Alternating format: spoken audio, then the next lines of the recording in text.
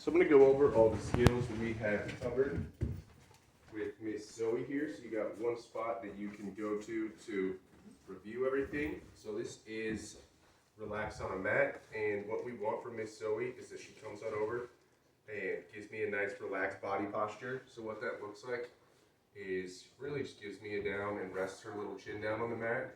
However, this is a command-free exercise, so I never say anything. I simply break out a towel, and this is what is the cue that we're going to be doing this exercise, and gets her started. And then she just gets treats, a little bit of kibble every time that she rests her little chin down.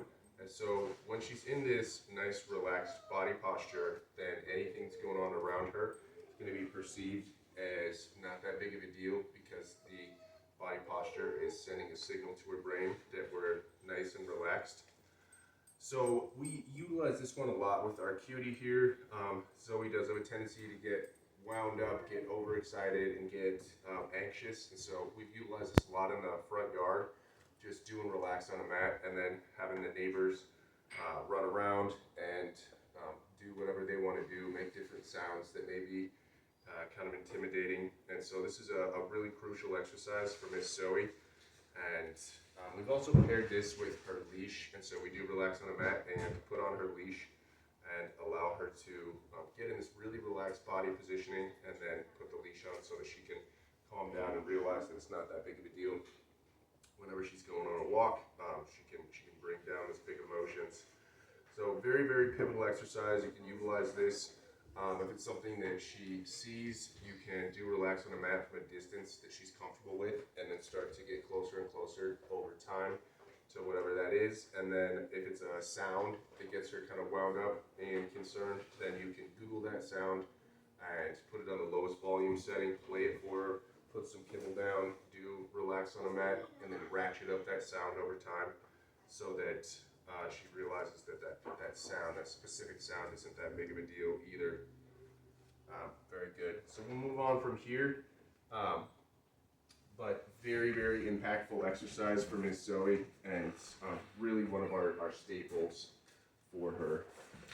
So next we're going to go over our name game exercises. We just want an excellent name response, where as soon as we say it, we want her to make some good eye contact. So I'm just going to take some kibble, and I'm going to go, Zoey. As soon as she looks at me, then I'm going to click, and I'm going to do it without dragging my hands up towards my face. I'm going to go, Zoey. Then I'm going to take a treat. I'm going to toss it on the ground. She's got to turn back towards me and look at me. Zoey. Let's get her in frame on that one. Zoey. From that, once we built a super strong name recognition, and then I introduced recall, so simply coming when called. So we can simply take a treat, toss it over here. Zoey, come. And you can give her a click as soon as she gets all the way up to you. You could also click when she looks at you. Both are appropriate times. So I like to click when a dog gets all the way up, if they're having an issue where they're not coming all the way up, or if they're doing a thing where they ignore you, they look at you, and then go about their business. I click as soon as the dog will look at me. So for Miss Zoey right now, I'm clicking when she gets all the way up to me. She'll look at me and come on over. So I'll give her a click when she gets all the way over. Zoey, come, sit. Shut this here. Zoey, down.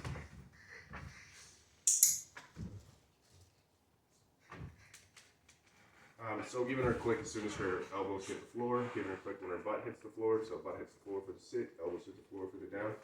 Zoey, down. Good girl. Down. Stay. Zoey. Zoey, down.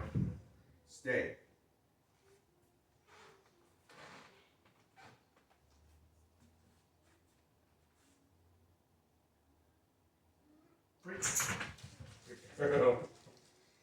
I really like emphasizing down with Miss Zoey, because it really helps, or a stay rather, it really helps with impulse control.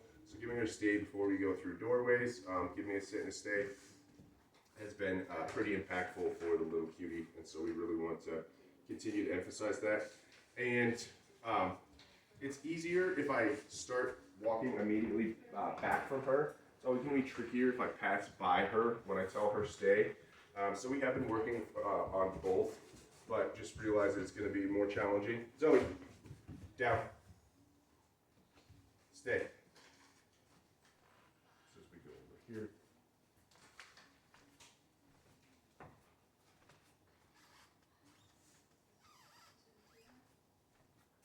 Free. Good girl. Very good girl.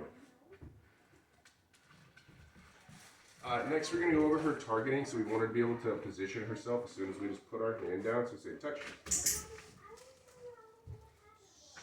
And that's how we get her situated. You can utilize that for loose leash walking and getting her situated. I also just like it when I'm out in public and if my dog's getting distracted. It's an easy way to get their attention, get them positioned back where they need to be. Next, we're going to go over a leave it. So I'm going to take these treats and leave it. So you notice there, she pulled back. That's really what I'm looking for. I want them to be interested in the treats and then be able to pull back and be able to retract from those delicious treats. Next, we're going to do is take some treats. This is much more challenging. She's doing a great job. I'm going to take some treats and set them on the ground, tell her to leave it, and then I'll tell her free when she is able to go after the treats. Zoey, leave it. Free. Good girl. Very good girl. So that's super hard. She was really having a hard time with that one. I'm very, very pleased with her. She's a smart little lady and really wants to please. She's a super sweet girl. She really is a great pup. So you can utilize this with some different objects as well. Zoey, leave it.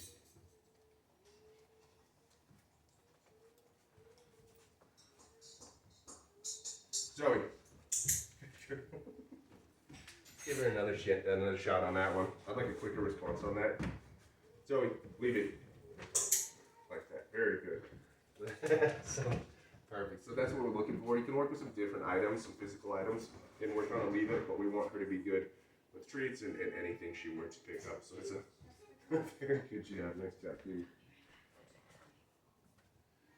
So next we're going to go over our anti-jumping exercise. This is just called space. So when you say space, she needs to back up, give me a little bubble. So I like to use it preemptively. Usually first thing when I walk into a room, dog's going to be prone to jumping up on me, so I want to be prepared as they approach. Tell them space, give me a little bubble. But also if she's too close already, I can tell her space. So space. You know, she like jumps back, that's great. And then she's moving towards me. Zoey, space. She should be able to give me my little bubble. And you notice she gives me a sit, which is great, but not required. I simply want her outside of my bubble. So she can be standing there, that's still perfectly fine. I just don't want her too close is really what we're looking for. So you can also try this from the front, from behind, from like any direction, and I encourage you to do so. So, space.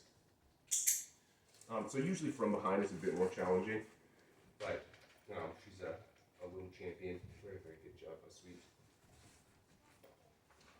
Perfect. Well, we're going to sign off here and then go over her loose leash walking.